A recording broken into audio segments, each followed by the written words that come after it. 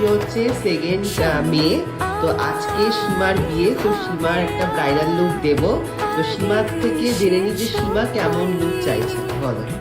তাহলে তুমি তোমার মতো করে সাজিয়ে দেবে, পুরোটা তোমার উপর। আর আমাকে একটাই ডিমান্ড যে তুমি আমাকে লক্ষ্মী ঠাকুর একদম চলো আমরা ফাইনাল লুক দিয়ে